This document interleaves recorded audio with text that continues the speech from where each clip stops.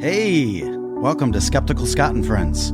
If you've ever scratched your head because of what was said or what you've read, then you're in the right place. Please join us as we drop the supernatural, embrace the rational, and believe in as many true things as possible. Today, you'll hear a recent essay from a friend of mine. We will call him Logical Leo. I found his writing to be calm, reasonable, structured, and well thought out. I'll take a refreshing questimony over an emotional testimony. He asked that I keep his name anonymous. Why? Because people like us don't carry Christian privilege in our country, and for job searches, we found potential employers are not always forgiving of a first impression. And now, why I am not religious, the evidentiary case. I am not religious. I am secular. I use the same epistemic standard for religious claims that I use for claims in history, medicine, psychology, biology, other sciences, and everyday life. Extraordinary claims require extraordinary evidence. Throughout this essay, I examine whether religious claims meet that evidentiary standard. An inherited belief is usually not an examined one. The single most predictive variable for a person's religion is not argument or evidence. It is where and to whom they were born. A child born in Morocco is most likely to be Muslim. A child born in Bangkok is most likely to be Buddhist. A child born in Alabama is most likely to be Christian. This is an observation found in every survey of global religious demography. Every one of these religions makes exclusive, mutually incompatible claims about reality. How many gods exist? What happens after death, if anything? Which texts have authority? And what conduct is required of followers? They cannot all be correct, yet adherents in each religion claim the same certainty, the same felt experience of their God's presence, the same conviction that their religion is the true one. I attended Seventh-day Adventist schools in Maryland for 12 years, elementary through high school. Adventism is young earth creationist, patriarchal, and in opposition to the scientific facts of human origins. My history as an Adventist was the accident of where and to whom I was born, exactly as the pattern predicts. What followed was not a single break from religion. It was steps. I left Adventism for non-denominational Christian fundamentalism, which I thought at the time was a more serious version of Christianity. From there, I moved to progressive Christianity, which kept the tradition while discarding most of the backwardness of what I had been taught. Each move felt like a correction rather than a retreat. In 2007, I deconverted from religion altogether. I started deconstructing. I did not go from Adventism to atheism. I spent years inside two other religious traditions first. The final step was prompted by a particular encounter. I met Christopher Hitchens in Washington, D.C. in 2007. A confluence of factors came together, and I left religion for good. The evidentiary standard is suspended. Religious claims are the one category where many people suspend evidence. Faith is presented not as a weakness in the argument, but as its greatest strength. The claim is arranged so that confirming evidence counts in its favor, but the absence of evidence also counts in its favor, and disconfirming evidence is considered a test of faith. A claim built on this paradox cannot be evaluated. It can only be adopted or rejected. I was taught the suspension of evidence directly. In 12 years of Adventist schooling, young earth creationism was presented as fact, with the age of the earth claimed to be just thousands of years old, and the fossil record claimed to be the result of a global flood. In every other subject, the teachers at those schools taught me to check sources and follow the evidence where it went. In biology and physics, that evidentiary standard was set aside. Modern young earth creationism is not a generic feature of conservative Protestantism that Adventism happened to adopt. Historians of science trace religious flood geology, the specific claim I was taught, to the visions of the Seventh-day Adventist prophet Ellen White. The position spread outward from there into American Christian fundamentalism at large. Now I accept the fact of an old earth that is billions of years old. The suffering does not fit the claims. Does the world we actually observe fit Christians' claims? The classical defense is called a theodicy, and it was thought up by Epicurus and was given its sharpest formulation by Hume. If God is willing to prevent suffering, but not able, he is not omnipotent. If able, but not willing, he is not good. If he is both able and willing, then why does he allow extreme suffering? The claims are a logical contradiction because all three cannot be true together. The free will defense claims there is no contradiction. It claims that a world containing agents who freely choose and who therefore sometimes choose wrongly is better than a world of compelled goodness. I dispute this.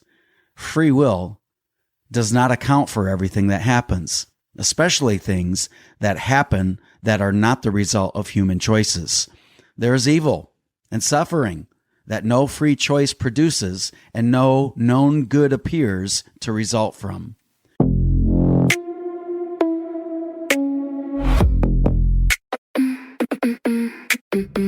Terminal cancers, heart attacks, family annihilations, COVID-19, HIV, AIDS, car accidents, plane crashes, murders, rapes, mass shootings, child abuse, terrorism, neo-Nazi groups, arsons. And the quantity is not incidental. There is overwhelming suffering today and in the history of our species that has occurred across hundreds of thousands of years. Philosopher and apologist John Hick claims that a world containing real hardship develops moral and spiritual character that a comfortable world could not. This may explain some suffering. However, it does very little for suffering that destroys a person, rather than developing them, and for infants who die before any character can form. Some Christians argue that horrendous evils are not justified, but defeated, absorbed into a good so large that it retroactively redeems them. I doubt that this is so. It is also unfalsifiable, and it asks me to accept, on no evidence, that something I cannot observe makes acceptable something I can. I want to be precise about the scope of this. Theodicy is not a defense against all religions, and traditions that decline any one of the Christian God's three attributes are untouched by it. What it bears on is a God who is simultaneously all-powerful, all-knowing, and all-good, which is the God I was raised to believe in, and the one most commonly defended in the arguments I encounter. The believer's remaining move is that there is a reason, and it is beyond our capacity to see it. This is not a response to the evidence. It is a decision to hold the position despite the evidence. A God who wanted to be known would not be this difficult to find.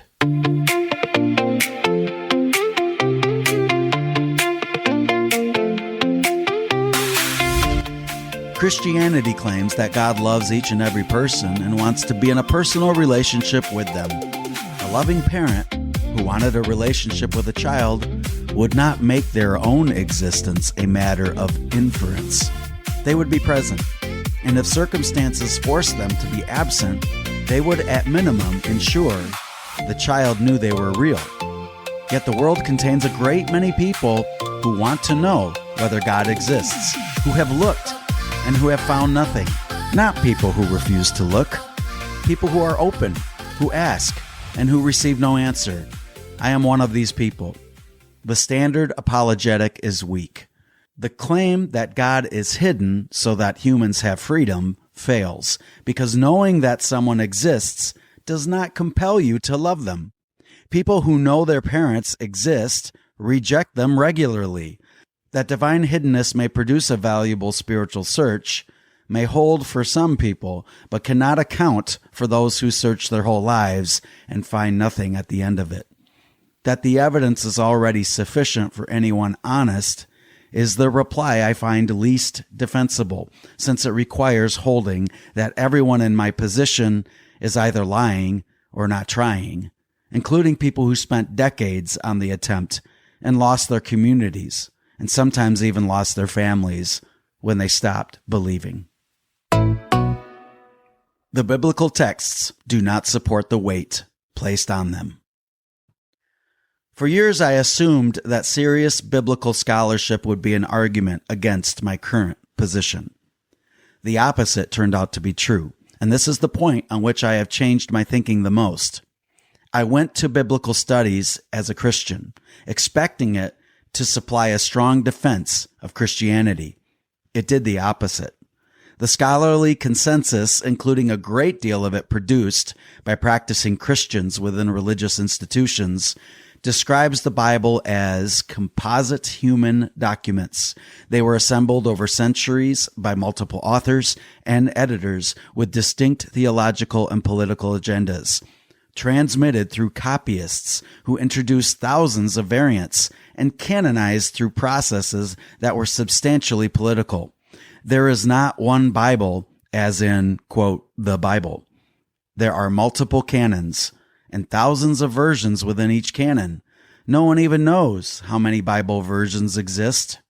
The Gospels are anonymous. We don't know who wrote them, written decades after the events they allegedly describe, in a language their central figure did not even speak. Jesus likely spoke Aramaic, whereas the Bible is mostly written in Hebrew and Greek. Passages now treated as settled by some, and entire doctrinal positions frequently rest on translation choices that the underlying Greek and Hebrew do not compel, and in some cases actively resist. None of this is fringe. It is what you encounter in any accredited graduate program in the fields of biblical studies or comparative religion. What struck me is the size of the gap between what most scholars in the discipline considered settled and what is preached from most pulpits as obvious. That gap is not accidental, and it is not maintained by scholars. Bibles are some of the most consequential collections of literature ever assembled, and I would recommend teaching them in my secondary English language arts classroom on those grounds alone. But they are not what they are claimed to be, and their claims cannot survive the disciplines that study them the most closely.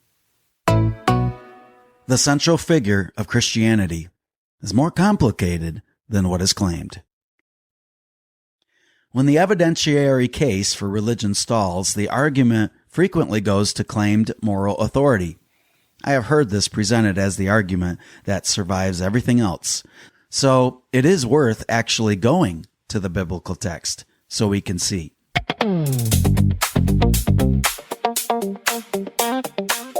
The Jesus of the Gospels is not a morally exemplary figure as we are taught.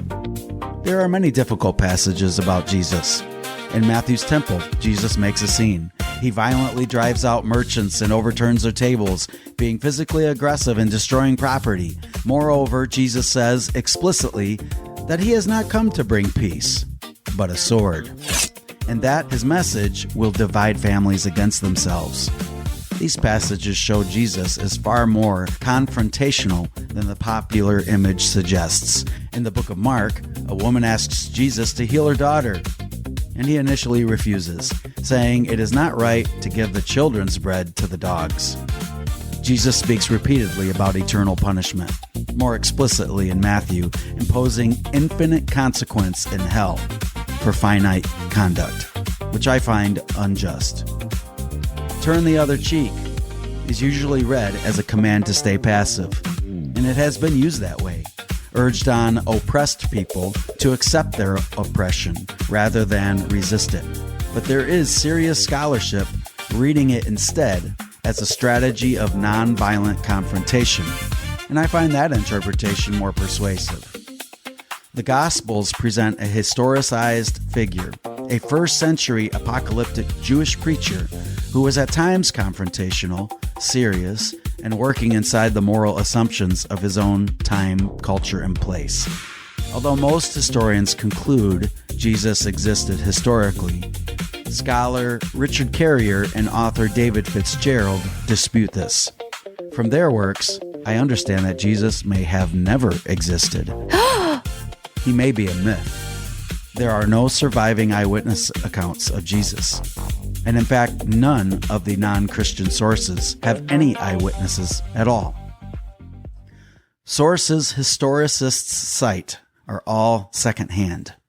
Titus Flavius Josephus, 37 to 100 CE, was a Jewish historian, soldier, and priest, and one of the most important and few sources for the history of first-century Judaism and early Roman Palestine. He was born after Jesus is said to have died, so anything he records about Jesus is secondhand, a report of what others were saying, rather than anything he witnessed. 2 passages in his work mention Jesus, and both are textually disputed.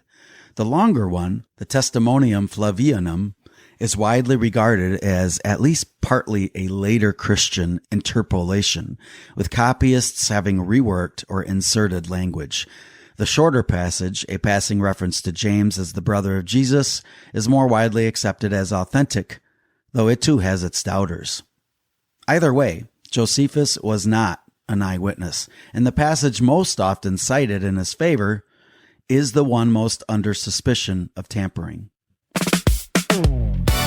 Publius Cornelius Tacitus, 56 to 120 CE, was a Roman senator and historian, generally regarded as the greatest historian of imperial Rome.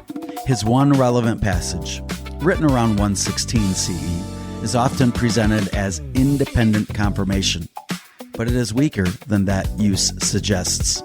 Tacitus does not name Jesus.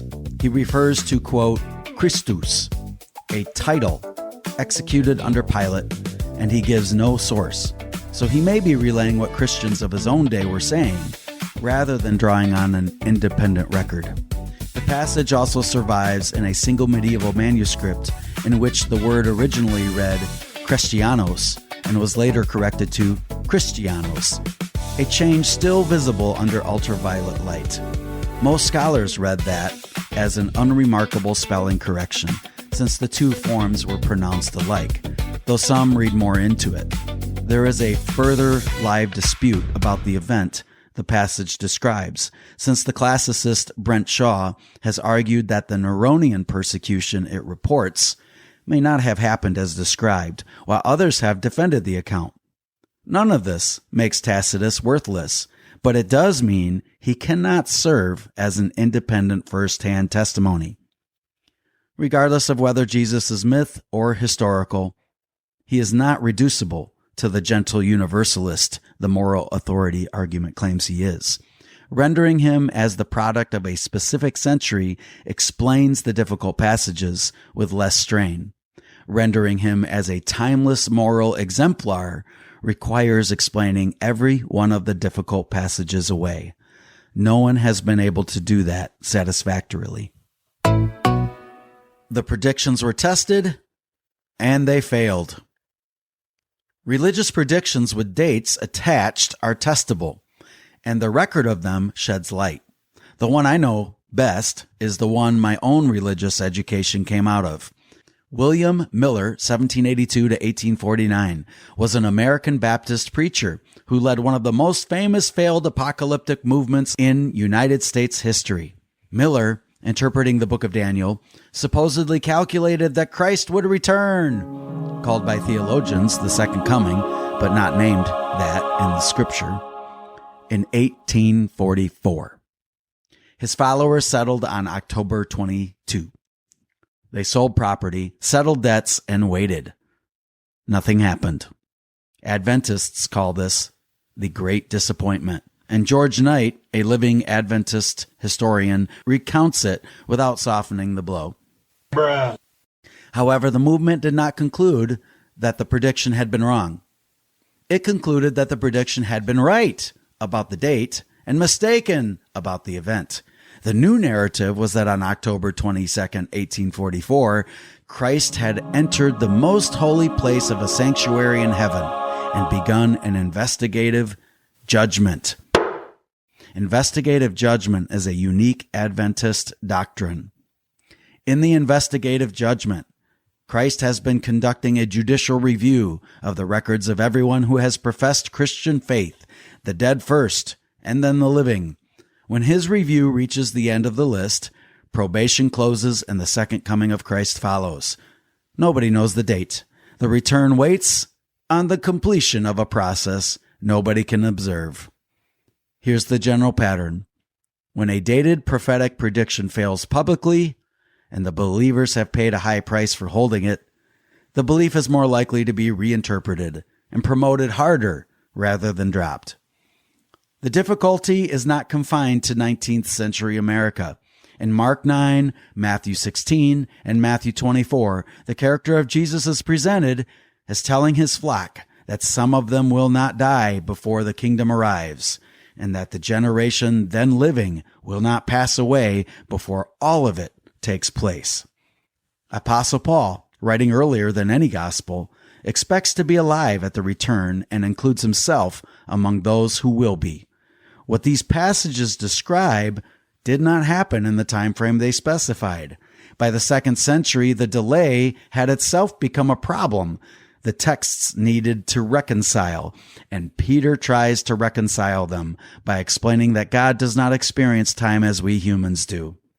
Bruh. An apocalyptic preacher announcing an imminent end is exactly what the historical reconstruction predicts, and this was said more than a century ago.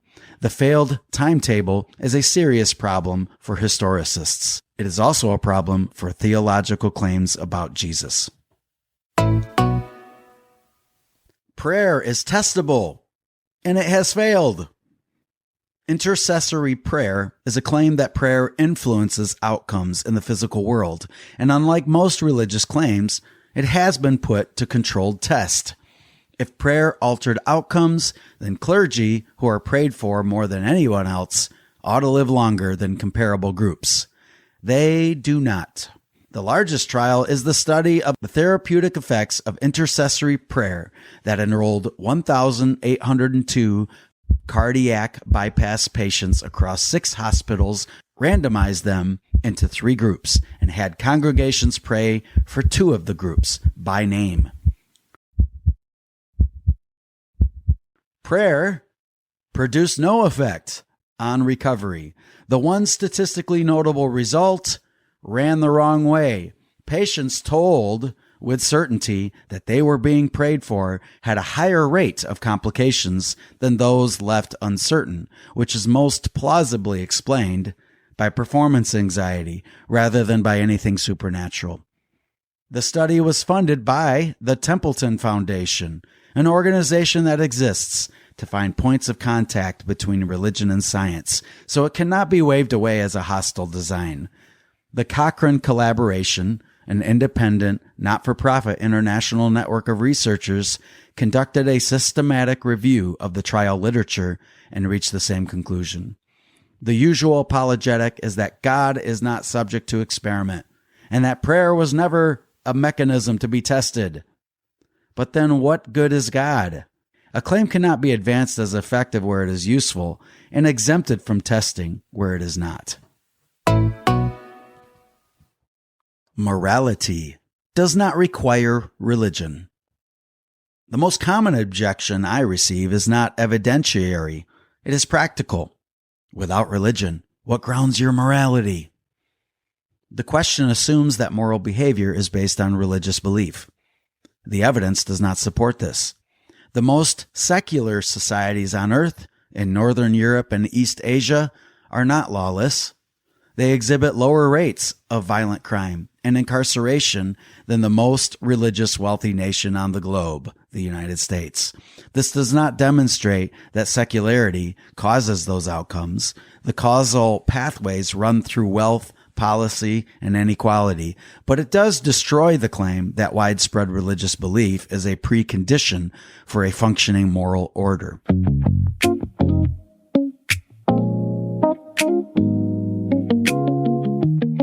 Atheism is not a religion. It is the lack of religion. Importantly, atheists have the lowest prison incarceration rate of any religion-related group. There is a further logical problem inside the religious framework itself. If an act is wrong because it is forbidden, then the wrongness is arbitrary and could have been otherwise. If it is forbidden because it is wrong, then the wrongness exists independently, and the framework is describing morality rather than grounding it. This is an old dilemma, and it has never been resolved. Harm, benevolence, and justice are concepts we can reason about directly, revise as we learn more, and hold each other to without appeal to authority. Reasoned ethics has an advantage that revealed ethics does not have. Reasoned ethics can be corrected. Slavery, the subordination of women, and the criminalization of gay people were all argued from and defended from Scripture at length by serious religious people, but were dislodged by moral argument that had to work against the biblical text rather than through it. This is not abstract to me. The tradition I was educated in was patriarchal by design and taught it as doctrine, and I held many of these positions for longer than I would like to admit. The commitments I hold now, that women, people of color, and LGBT people possess equal worth, dignity, and rights, are not ones I reasoned my way to from inside the text. I got to them by working against it. Authority without accountability. I am not arguing that clergy misconduct disproves religious claims. A religious tradition can be true and its leaders corrupt.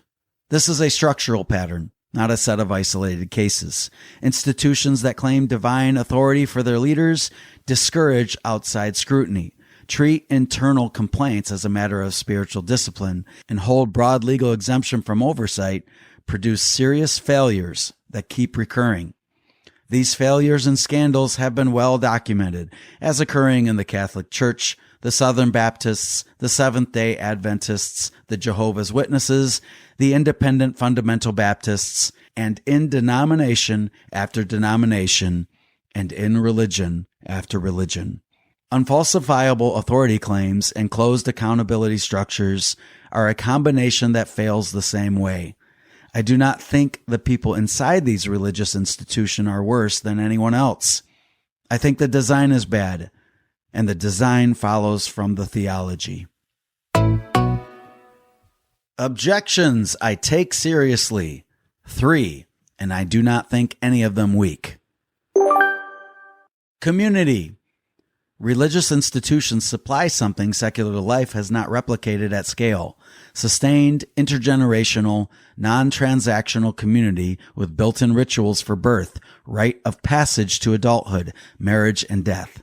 The decline in American religious affiliation has not been matched by an equivalent rise in anything that does that work. This is a real cost, and I do not have a complete answer to it.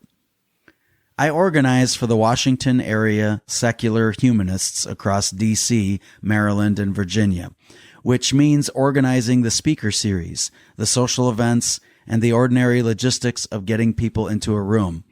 It works, and it matters. It makes a difference in the lives of secular people. However, it is also not the same thing as a religious congregation. A congregation reaches people across generations, holds them through a death in the family, and does not require anyone to opt in again every month. Secular organizing has not achieved that. Motivation. Religious conviction can do good, including the American Civil Rights Movement, and it has done so at personal cost that pure self-interest does not explain. Cultural practices. Many thoughtful religious people hold nothing like the claims I have been examining. They treat their religious tradition as a set of practices and a vocabulary for meaning, rather than a set of factual assertions. My argument does not touch them. What I have instead. I do not experience my position as a loss, quote, losing religion. And I want to say what it actually consists of, because not religious sounds like an absence, but I am not experiencing an absence. I take this life to be the one I get, which raises rather than lowers the stakes of how I spend it. I take moral obligations to be owed to people who can be harmed and helped, rather than to a supernatural being who cannot. I take the universe to be intelligible, which is the single most remarkable fact about it, and I take the project of understanding it to be unfinished and open to me. I find the actual account of how a species like ours developed more astonishing than any of the stories that preceded it, and it has the additional bonus of being true. There is a name for the resulting position: secular humanism. Secular humanism holds that people are both the source and the object of moral obligation, that the equal worth and dignity of persons does not depend on any authority conferring it, and that the work of improving social and economic conditions falls to us, because there is nobody else it can be assigned to. That is a positive commitment. This took me 20 years to work out.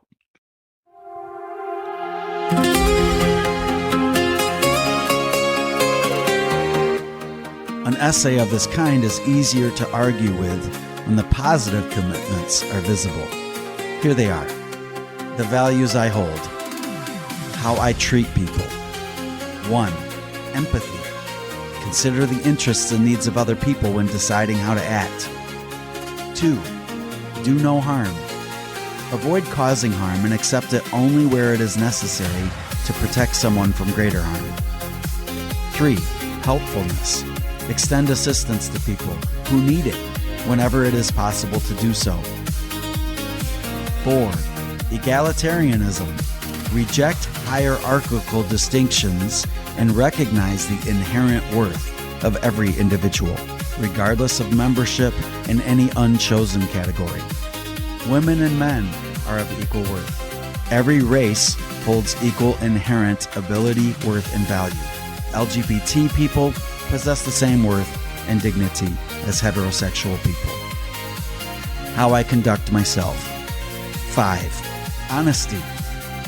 Deal with people truthfully, forthrightly, and transparently, and be someone whose word can be relied on.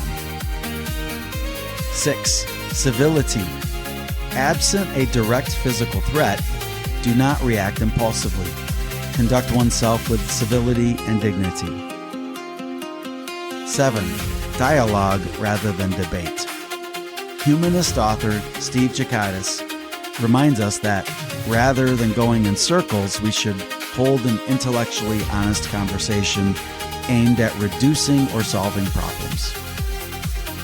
How I decide what is true. 8. Evidence over intuition. Most people reason from personal experience and common sense. Common sense is frequently wrong. Base a position on evidence and data and think critically and independently. 9. Science. Anyone may hold whatever beliefs they wish, but on questions about how the world is and how it works, these matters are settled by science rather than by culture, politics, ideology, or religion, with the understanding that scientific findings are revisable in light of new evidence. 10. Openness. These values are themselves open to revision when there is new information. How I relate to authority and to change. 11. Question authority. No authority should be exempt from scrutiny. Authority is frequently exercised to preserve the existing order, system, and power structure, and it is prone to error and to abuse. 12. progress over tradition. That something has long been done a particular way is not by itself a rational reason to keep doing it. 13. Shared responsibility. Causes are multiple. Outcomes have internal causes located in the individual and external causes located in society. The individual is responsible, and so are the systems the individual acts within. How I make judgments. 14. Judgment. It is okay to judge people of their actions, as long as the judgments are correct. Judge people who harm others and the harmful actions themselves. Judging is legitimate, and it carries an obligation. The judgment must be proportionate to the evidence and revised when there is new evidence. Conclusion. I am not religious. I arrived at that position through evidence, reasoning, and a willingness to question my own beliefs and assumptions. I continue to hold it provisionally because I recognize that every conclusion can remain open to revision if compelling new evidence emerges or is discovered. The issue is whether someone is willing to follow the evidence wherever it leads, even if it overturns beliefs they have held for years. A belief that cannot, even in principle, be revised in light of new evidence is not a conclusion reached through reason. It is a commitment insulated from evaluation. We can all strive to believe as many true things as possible and as few false things as possible, adjusting our views whenever the evidence warrants it. This is the thinking of the logical, reasonable person I strive to be and hope that I am.